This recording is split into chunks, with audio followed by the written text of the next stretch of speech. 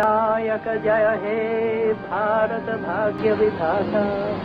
पंजाब सिंध गुजरात मराठा द्राविड़ उत्कल बंगा विंध्य हिमाचल যমুনা।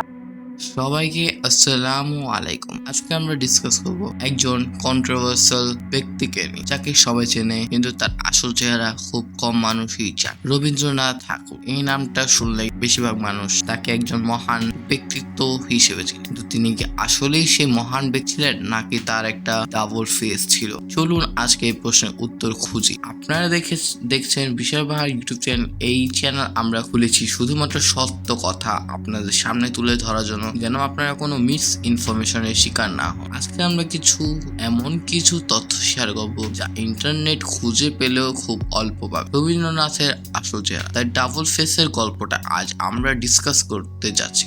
তো শুরু করা যায়। রবীন্দ্রনাথ ঠাকুর আমাদের ইতিহাস এমন একজন ব্যক্তি যাকে সবাই ভক্তি করে, রেসপেক্ট করে।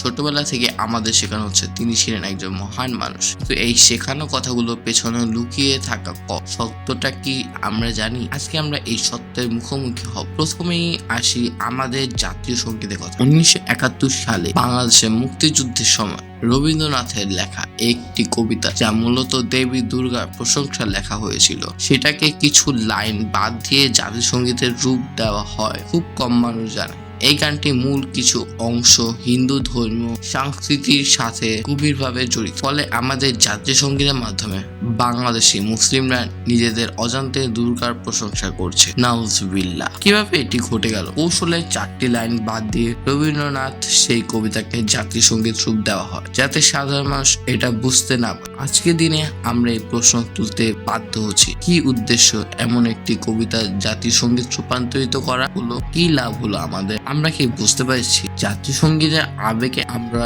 কাকে সম্মান জানাচ্ছি? রবীন্দ্রনাথ ঠাকুর ব্রিটিশদের প্রতি অনুগত তার অনেক লেখায় ও কর্মকাণ্ডে প্রতিফলিত হয়েছে। তিনি বিভিন্ন সময় ব্রিটিশ শাসনের পক্ষে অবস্থান নিয়েছেন, অথচ এই সমস্ত বিষয়কে পাশ কাটিয়ে রবীন্দ্রনাথকে ভক্তিতে পরিণত করা হয়েছে। মুক্তিযুদ্ধের চেতনা বা অন্য কোনো অজুহাত তাকে জাতীয় নায়ক হিসেবে উপস্থাপন করা হয়েছে। আমরা জানি ইন্টারনেটে প্রচুর তথ্য পাওয়া যায়, কিন্তু রবীন্দ্রনাথের এই ডাবল ফেস নিয়ে পুরো সত্যটা পাওয়া খুব মুশকিল। সবাই নিজের জীবন নিরাপদ রাখতে ভালো কথা বলে, তো আসল সত্যটা কতজন জানে?